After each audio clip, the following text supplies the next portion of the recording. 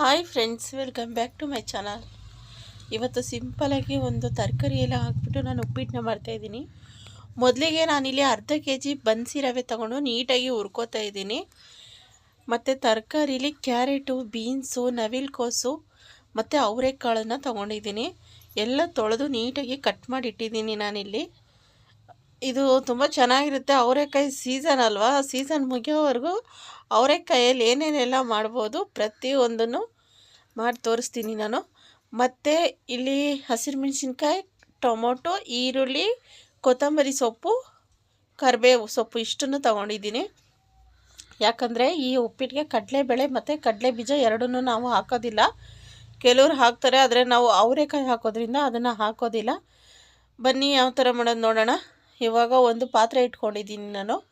ಪಾತ್ರೆ ಇಟ್ಕೊಂಡು ಅದಕ್ಕೆ 2 ಟೇಬಲ್ ಸ್ಪೂನ್ ಎಣ್ಣೆಯನ್ನು ಹಾಕ್ತಾಯಿದ್ದೀನಿ. 2 ಟೇಬಲ್ ಸ್ಪೂನ್ ಎಣ್ಣೆ ಹಾಕಿದ ನಂತರ ಈರುಳ್ಳಿನ ಹಾಕ್ತಾಯಿದ್ದೀನಿ ನಾನಿಲ್ಲಿ ಫ್ರೈ ಮಾಡೋದಕ್ಕೆ. ಯಾಕಂದರೆ ನಾವು ಕಡಲೆಬೇಳೆ ಕಡಲೆ ಬೀಜ ಹಾಕ್ತಾಯಿಲ್ವಲ್ಲ, ಅದಕ್ಕೋಸ್ಕರ ಫಸ್ಟೇ ನಾನಿಲ್ಲಿ ಈರುಳ್ಳಿನ ಹಾಕ್ಕೋತಾ ಇದ್ದೀನಿ. ಈರುಳ್ಳಿ ಹಿಂದೆಯೇ ಕರ್ಬೇವಿನ ಸೊಪ್ಪನ್ನ ಹಾಕ್ಕೋತೀನಿ. ಫಸ್ಟೇ ಕರ್ಬೇವಿನ ಸೊಪ್ಪು ಹಾಕ್ಬಿಟ್ರೆ ಅದೇನಾಗುತ್ತೆ, ಜಾಸ್ತಿ ಎಣ್ಣೆ ಸ್ವಲ್ಪ ಬಿಸಿಯಾಗಿದ್ದರೆ ಬ್ಲಾಕ್ ಆಗಿಬಿಡುತ್ತಲ್ಲ, ಅದಕ್ಕೋಸ್ಕರ ಈರುಳ್ಳಿ ಹಿಂದೆಯೇ ಕರ್ಬೇವಿನ ಸೊಪ್ಪು ಹಾಕ್ಕೊಂಡು ನೀಟಾಗಿ ಅದನ್ನು ಸ್ವಲ್ಪ ಮಿಕ್ಸ್ ಮಾಡ್ಕೊಳ್ಳೋಣ. ಅಂದರೆ ಎಣ್ಣೆಲೇ ಸ್ವಲ್ಪ ಅದು ಬೇಯೋ ಥರ ಅದನ್ನು ನೀಟಾಗಿ ಮಿಕ್ಸ್ ಮಾಡೋಣ. ಸ್ವಲ್ಪ ಎಣ್ಣೆಲೇ ಹುರಿದ್ಬಿಟ್ಟು ನೆಕ್ಸ್ಟ್ ಇದಕ್ಕೆ ಇದು ಸ್ವಲ್ಪ ಬೆಂದಾದ ನಂತರ ನಾವು ಏನು ಕಟ್ ಮಾಡಿಟ್ಟಿದ್ದೀವಲ್ಲ ಹಸಿರು ಮೆಣಸಿನ್ಕಾಯಿ, ಅದನ್ನು ಹಾಕ್ತಾಯಿದ್ದೀನಿ. ಹಸಿರು ಮೆಣಸಿನ್ಕಾಯಿ ಹಿಂದೆಯೇ ಮತ್ತು ನಾನು ಟೊಮೊಟೊನೂ ಹಾಕ್ತಾಯಿದ್ದೀನಿ. ಎರಡೂ ಒಟ್ಟಿಗೆ ಹಾಕ್ತೀನಿ ನಾನಿಲ್ಲಿ. ನೋಡಿ, ಎರಡೂ ಒಟ್ಟಿಗೆ ಹಾಕ್ಬಿಟ್ಟು ನೀಟಾಗಿ ಅದನ್ನು ಹುರ್ಕೊಳ್ಳೋಣ. ಯಾಕಂದರೆ ನಾನು ತರಕಾರಿ ಫಸ್ಟೇ ಬೇಯಿಸ್ಕೋಬೇಕಿತ್ತು, ಆದರೆ ನಾನಿಲ್ಲಿ ಬೇಯಿಸಿಲ್ಲ. ಹಾಗೆ ಡೈರೆಕ್ಟಾಗಿ ಮಾಡೋಣ ಅಂತ ಹೇಳ್ಬಿಟ್ಟು ತೋರಿಸ್ತಾ ಇದ್ದೀನಿ. ಅಂದರೆ ಫಸ್ಟೇ ಬೇಯಿಸ್ಕೊತಿದ್ರೆ ಸ್ವಲ್ಪ ಈಸಿ ಆಗೋದು, ನನಗೆ ಬೇಗ ರೆಡಿ ಆಗೋದು. ಆದರೆ ನಾನೇ ಬೇಯಿಸಿಲ್ಲ, ಯಾಕೆ ಎರಡೆರಡು ಸರಿ ಯಾಕೆ ಕೆಲಸ ಅಂತ ಹೇಳ್ಬಿಟ್ಟು ಒಟ್ಟಿಗೆ ಮಾಡ್ಕೊಳ್ಳೋಣ ಅಂತ ಹೇಳ್ಬಿಟ್ಟು ಇವಾಗ ನೀಟಾಗಿ ಇದು ಎಣ್ಣೆಲೇ ಹುರಿದ್ಬಿಟ್ಟು ಇದು ಸ್ವಲ್ಪ ಬಿಡಬೇಕು. ಇದರಲ್ಲೇ ಸ್ವಲ್ಪ ಮೆತ್ತಗಾಗೋವರೆಗೂ ಬಿಡೋಣ ಇದರಲ್ಲಿ.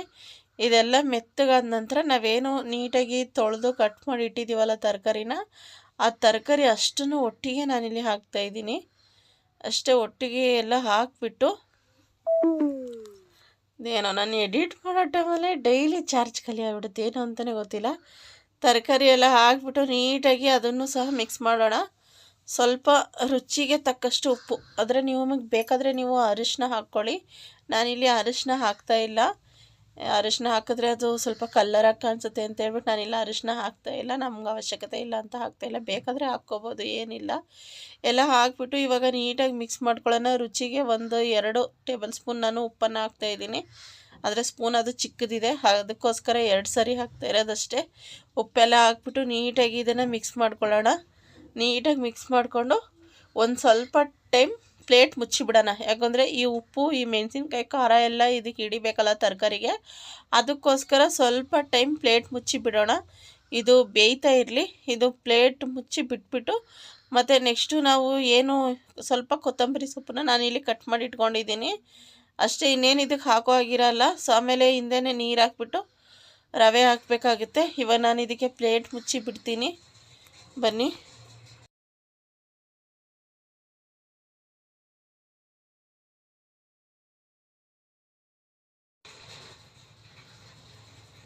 ಇವಾಗ ಇದು ಬೆಂದಿದೆ ನೋಡಿ. ಅಂದರೆ ಉಪ್ಪು ಖಾರ ಎಲ್ಲ ಇದಕ್ಕೆ ಚೆನ್ನಾಗಿ ಹಿಡ್ದಿದೆ.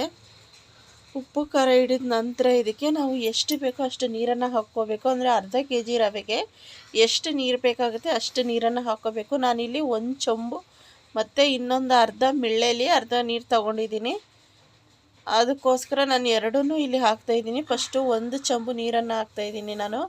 ಹಾಕ್ಬಿಟ್ಟು ಮಿಳ್ಳೆಲಿ ಒಂದು ಸ್ವಲ್ಪ ನೀರನ್ನು ಹಾಕ್ತೀನಿ. ಅದು ಮಿಳ್ಳೆಲಿ ನೀರು ಹಾಕೋದು ತೋರಿಸಿಲ್ಲ ಅಂತ ಅನ್ಕೋತೀನಿ. ಮತ್ತು ಈ ನೀರನ್ನು ಹಾಕ್ಬಿಟ್ಟು ಇದನ್ನು ಕುದಿಯೋಕ್ಕೆ ಬಿಡೋಣ.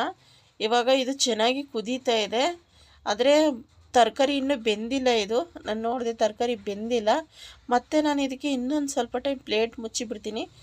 ಬೀನ್ಸು ಮತ್ತು ಕ್ಯಾರೆಟು ಬೇಗ ಬೇಯುತ್ತೆ. ಈ ಅವರೆಕಾಯಿ ಇದೆಯಲ್ಲ ಅದು ಬೇಗ ಬೇಯಲ್ಲ. ನವಲಕೋಸು ಸಹ ಬೇಗ ಬೆಂದುಬಿಡುತ್ತೆ ನೋಡಿ. ಇನ್ನೊಂದು ಸರಿ ಪ್ಲೇಟ್ ಮುಚ್ಚಿ ಮತ್ತೆ ತೆಗೆದು ನೋಡ್ತಾಯಿದ್ದೀನಿ.